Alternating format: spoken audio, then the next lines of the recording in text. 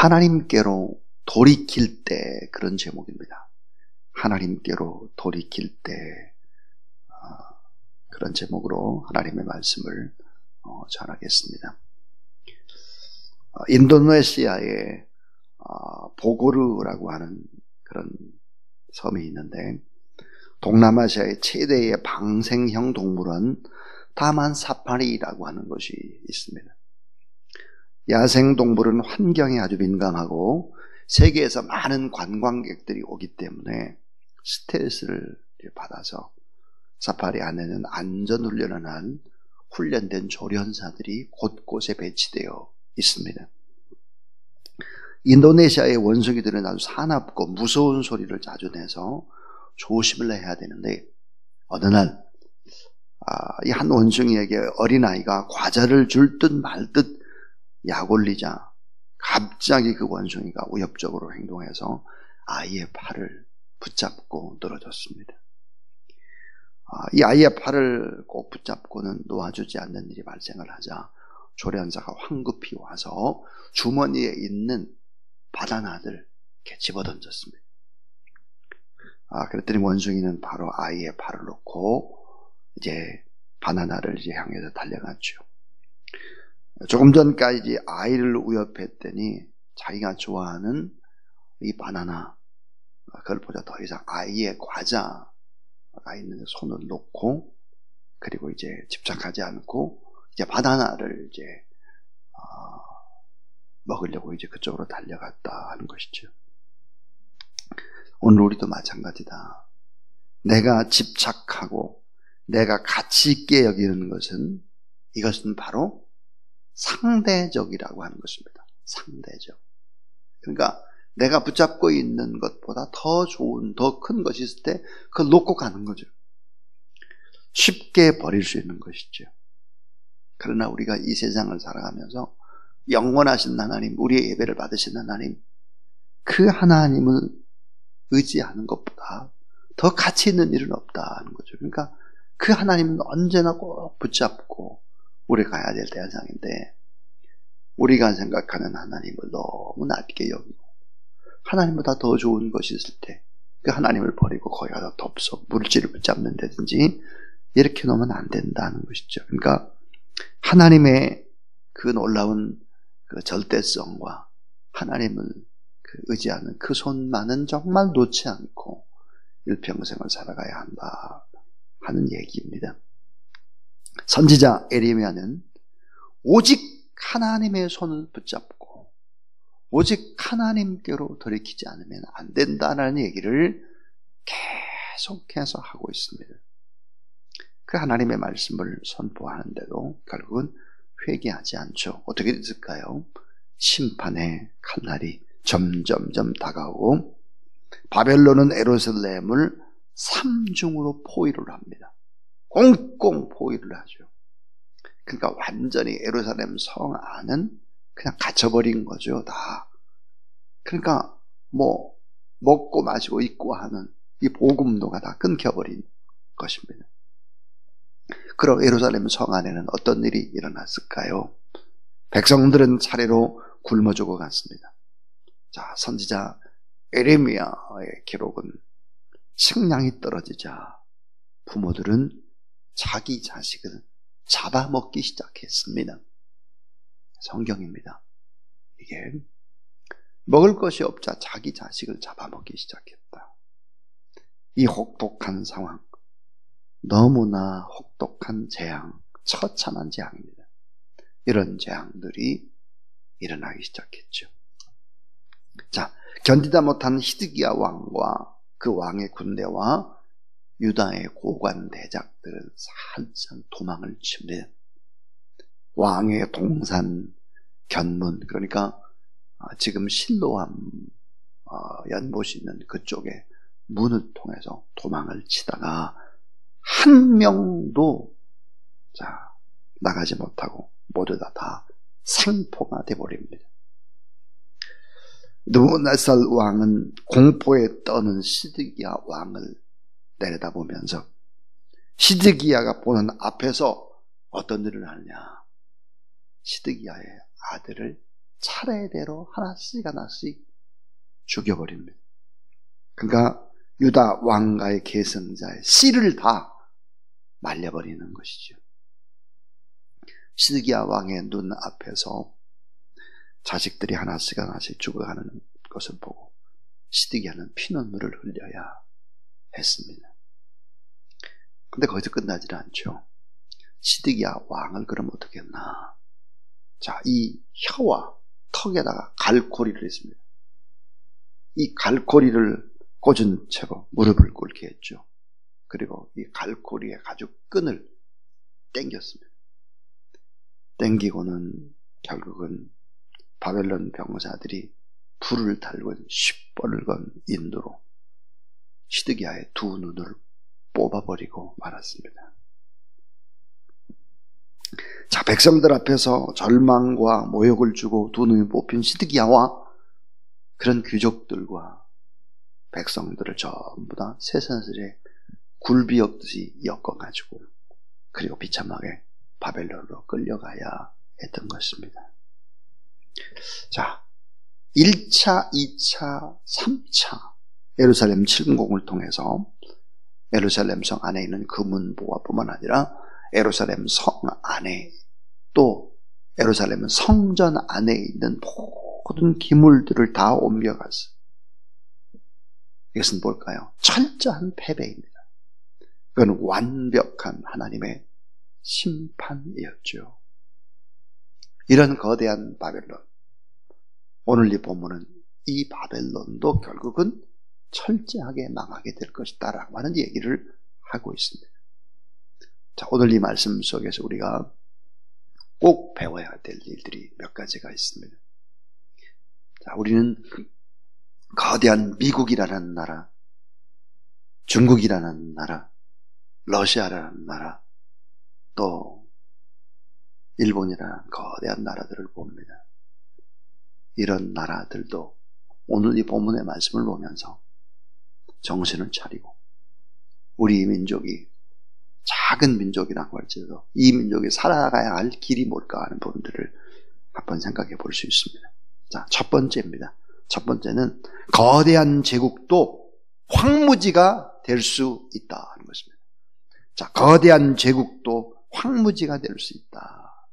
자, 거대한 제국의 흥망성쇠에도 결국은 하나님의 손안에 있다.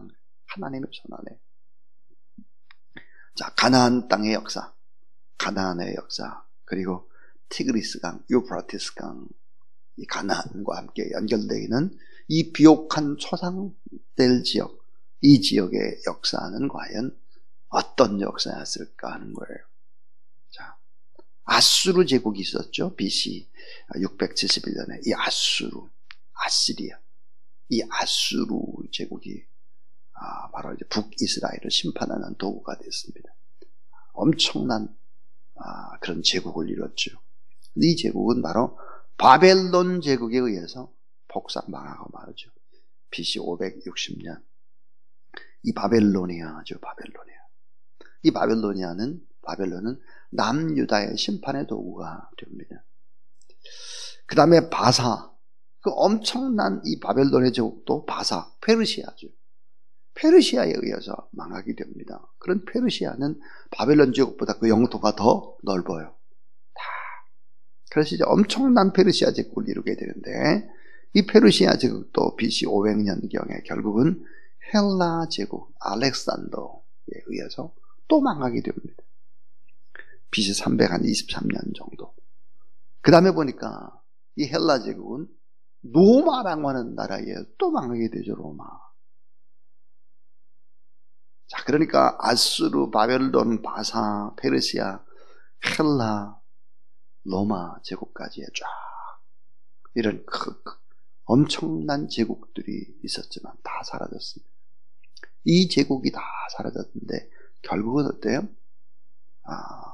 이스라엘이라고 하는 이 가나안, 이 땅은 결국은 주인이 바뀌지 않았죠. 수많은 제국이 휩쓸고 지나갔지만 이스라엘 민족, 유대인 민족은 살아있습니다. 다 강한 제국은 다 망했어요.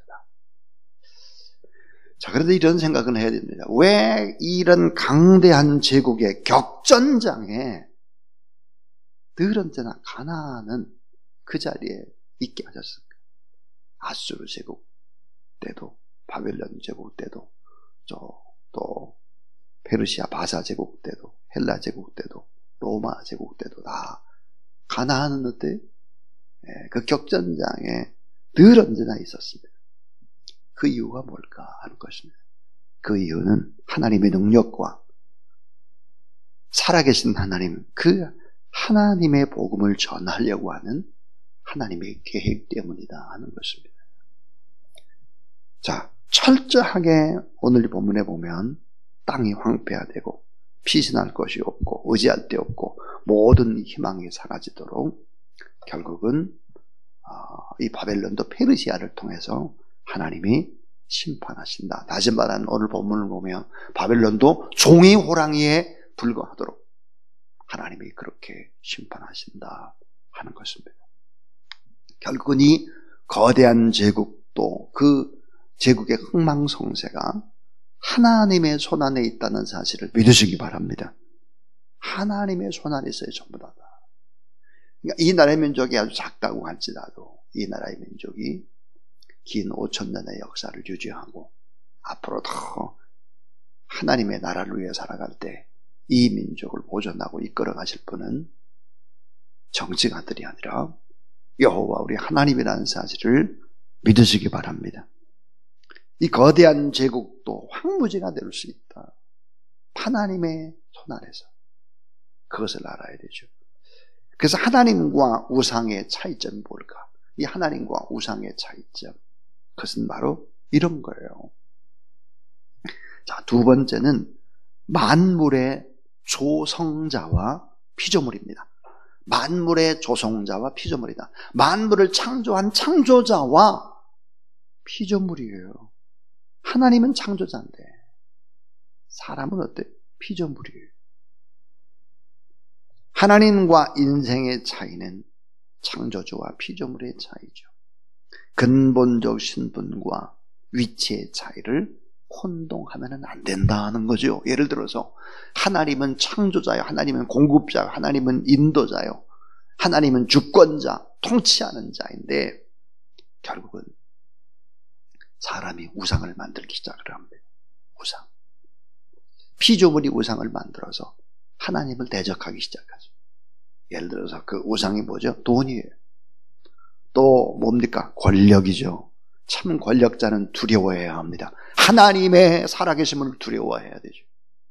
권력자들은. 그 다음에 이 우상은 악입니다. 돈과 권력이 결탁을 하게 되면 결국은 타락해요. 타락을 하고 악을 향하게 되고 그런 그 모든 것들을 잊어버리기 위해서 잠시잠깐 향락에 빠져버리게 되는 것입니다. 이 세상의 힘, 이 힘은 결국은 망하는 것입니다. 제국은 망한다는 거죠. 멸망하게 되어 있다. 그래서 만물의 이 조성자, 창조자와 피조물의 관계를 잘 알아야 되는데 우상은 바로 그런 것이다 하는 것입니다. 자, 세 번째 이야기입니다. 이 세 번째는 자, 생기를 주시는 자와 생명이 없는 허상입니다. 자, 하나님은 어떤 분일까? 하나님은 생기를 주시는 분이에요. 생기. 근데 우상은 생명 없는 허상을 주는 것입니다. 허상. 마이클 클리턴의 소설 주라기 공원은 DNA를 조작을 합니다. 그래서 생명체를 만들어내고자 하는 현대 과학의 어떤 그런 엄청난 야망과 그에 따른 무서운 재앙을 경고하는 것이 바로 이제 주라기 공원이라고 하는 책이죠. 스티버그 감독이 이제 영화로 만들었죠. 주라기 공원. 그 주라기 공원 뭐 1, 2, 3 이렇게 가고 있습니다. 자, 그건 바로 첨단 과학, 유전공학이 아무리 발달을 한다고 할지라도 자, 들판에 흐드러지게 피는 들꽃 하나를 인간이 만들 수가 없는 거예요. 결국은 인간은 작은 풀 한 포기도 인간의 힘으로 만들어내지 못한다 하는 것이죠. 왜냐하면 생명의 근원은 오직 하나님의 손 안에 있기 때문인 걸 믿으시기 바랍니다. 자, 인생을 지을 때, 우리를 지을 때 그 코에 생기를 불어넣었다. 생기, 누아흐, 성령이죠. 그래서 하나님을 섬기고 하나님을 예배하고 하나님을 찬양하게 되면 어떻게 될까요? 생명력이 생겨요. 생명력, 생기가 있어요. 그래서 언제나 열정이 있고 거기다가 아주 제일 위대한 에너지가 뭘까? 희망입니다. 희망. 하나님을 믿으면 희망이 생겨요. 꿈을 꾸기 시작하죠. 계속해서. 우상에게 없는 게 뭘까요? 생기가 없습니다. 우상을 섬기면 생명 길이 열리지를 않아요. 사망의 길로 빠지고 결국은 어때요? 허무와 절망과 좌절과 그리고 두려움입니다. 두려움. 왜 여러분 두려움이 그렇게 많이 생겨납니까? 왜 공황장애와 왜 우울증과 이런 것들이 생겨나는 것이죠? 여호와 하나님을 버리고 그리고 자꾸만 세상 것들을 향하기 때문에 그 모든 두려움을 이겨낼 수가 없는 거예요. 영원한 생명을 얻는 길, 그 길이 뭐겠나 하는 거예요. 그것은 바로 길이요 진리요 생명 되신 예수 그리스도를 꼭 붙잡고 살아가는 거예요. 그래서 이 생기를 주시는 이와 하나님이라면 생명 없는 허상, 바로 이게 우상이다 하는 것입니다. 그 다음에 이제 오늘 이제 마지막 네 번째는요, 하나님은 어떤 분입니까? 만유의 주관자입니다. 만유의 주관자예요. 근데 우상은 지극히 무력한 자입니다. 무력한 자. 만유의 주관자 하나님, 지극히 무력한 자예요. 역사와 만물을 주관하시는 전능하신 왕, 생사, 회복과 또 흥망성쇠 다 하나님이 주관하시는데 우상은 뭘까요? 무기력한 존재입니다. 징벌의 날에 오늘 본문에 뭐예요? 완전히 추풍낙엽처럼 전부 다 바스러져 가는 것입니다. 모든 것들이 다 끝나버리는 것이죠. 오늘 본문은 그런 얘기입니다. 자, 우리 37절을 한번 보시면 이렇게 되어 있죠. 바벨론이 돌무더기가 되어서 승냥이의 거처와 혐오의 대상과 탄식거리가 되고 주민이 없으리다. 그래서 여러분 승냥이를 갖다가 이제 자칼이라고도 하고 거의 늑대와 비슷한 그런 동물이죠. 바벨론이 돌무더기가 되고 일종의 늑대의 거처와 혐오의 대상과 탄식거리가 되고 주민이 없으리라 그랬습니다. 자, 38절에 그들이 다 젊은 사자같이 소리 지르며 새끼 사자같이 으르렁거리며 그랬습니다. 40절을 한번 봐주시죠. 내가 그들을 끌어내려서 어린 양과 순양과 순염소가 도살장으로 가는 것 같게 하리라 그랬습니다. 지극히 무력하죠. 지극히. 만유의 주관자와 지극히 무력한 자. 생기를 주시는 분과 생명이 없는 허상. 만물의 창조자 조성자와 피조물. 그러니까 우리가 여호와 하나님을 섬기지 않으면 안 된다 하는 거죠. 결론은 이거예요. 결론은 뭘까? 성도들의 기도를 전능자가 들으신다 하는 거예요. 오늘 본문에. 놀랍게도 오늘 아까 우리가 읽었던 말씀을 보면 36절 보면 그러므로 그랬잖아요. 그러므로 여호와께서 이같이 말씀하실 때 보라 내가 내 송사를 듣고 그랬습니다. 나를 위하여 너를 위하여 보복하여 그의 바다를 말리며 그의 샘을 말리리니 그랬습니다. 내 송사를 듣고, 이 말은 내가 참 억울하다고 부르짖는 그 기도 소리를 듣고 그 말이에요. 그래서 34절 35절은 뭘까요? 간절한 하나님의 백성들의 울부짖음입니다. 이 울부짖음을 듣고 바벨론을 심판했다 하는 것입니다. 하나님에 대한 응답이죠. 그래서 37절은 그 응답의 결과입니다. 바벨론을 돌무더기처럼 승냥의 거처처럼 혐오의 대상이 되게 하고 탄식거리가 되게 만드는 것이 뭘까? 성도들의 간절한 부르짖음의 기도를 들었다는 거예요. 바벨론에 끌려갔지만 그 속에서 남아서 하나님 앞에 부르짖는 간절한 기도의 소리를 하나님이 다 듣고 계셨고, 그래서 결국은 바벨론을 심판했다 하는 것입니다. 우리들의 간절한 기도, 전능자 하나님이 다 듣고 계시다. 이 전능자 하나님을 꼭 붙잡고 세상 것을 자꾸 붙잡으려고 하지 말고, 그래서 하나님은 어때요? 상대적인 하나님이 아니에요. 절대적인 하나님이에요. 원숭이가 어린아이의 과자가 있는 손을 붙잡고 꼭 그걸 뺏어 먹으려고 꼭 붙잡고 있다가 조련사가 바나나를 주니까 그걸로 얼른 도망가잖아요. 그리고 바나나를 먹잖아요. 그렇게 해서는 안 된다, 우리는. 바벨론이 또 모든 나라들이 다 하나님의 도구밖에 되지 않았다 하는 것입니다. 이 하나님 놓으면 다 끝난다 하는 거예요. 그래서 오늘 말씀 속에서 거대한 제국도 다 황무지가 될 수 있다 하는 거죠. 생명력이 길지 않아요. 참 놀랍게도 예수 그리스도 안에 있으면 생명력이 길어요. 계속. 제국은 망해도 유대인들은 그냥 안 망해요. 이게 여러분 신앙의 위대한 힘이죠. 그래서 만물의 창조자 조종자와 우상은 피조물에 불과합니다. 나라도 마찬가지예요. 생명과 생기를 주시는 그런 하나님, 생명 있는 허상을 쫓는 그런 우상 숭배자들, 만유의 주관자요 지극히 무력한 우상 숭배자들.